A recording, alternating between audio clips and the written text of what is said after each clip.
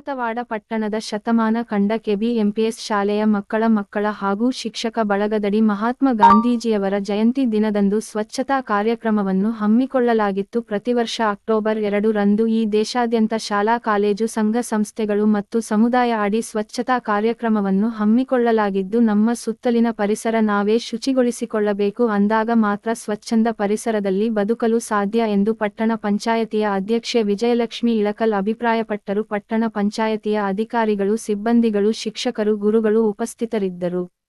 ವರದಿ Abdul Razak Rakkasagi, MD, YouTube channel, Nalatwad.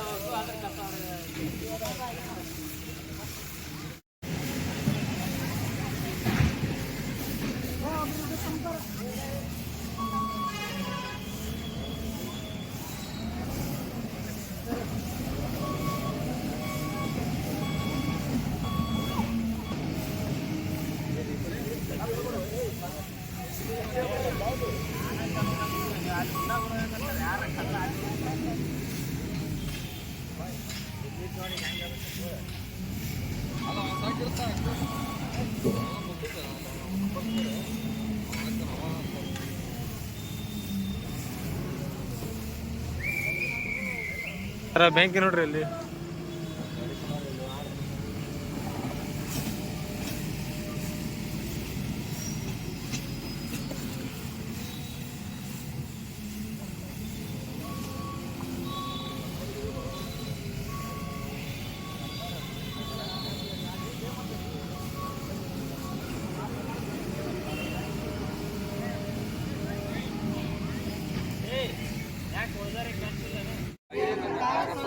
ಸ್ವಚ್ಛತೆಯನ್ನು ಪ್ರಾರಂಭಿಸುತ್ತೇನೆ.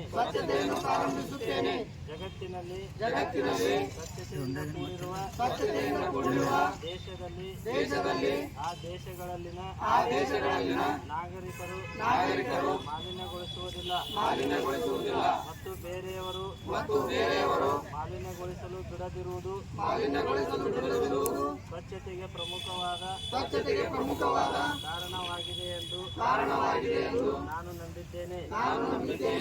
ಈ ವಿಷಯವನ್ನು ಗಮನದಲ್ಲಿಟ್ಟುಕೊಂಡು ಸ್ವಚ್ಛ ಭಾರತದ ಅಭಿಯಾನದ ಬಗ್ಗೆ ಪ್ರತಿಯೊಂದು ಹಳ್ಳಿ ಮತ್ತು ಮೂಲೆಗಳಲ್ಲಿ ಪ್ರಚಾರ ಮಾಡುತ್ತೇನೆ.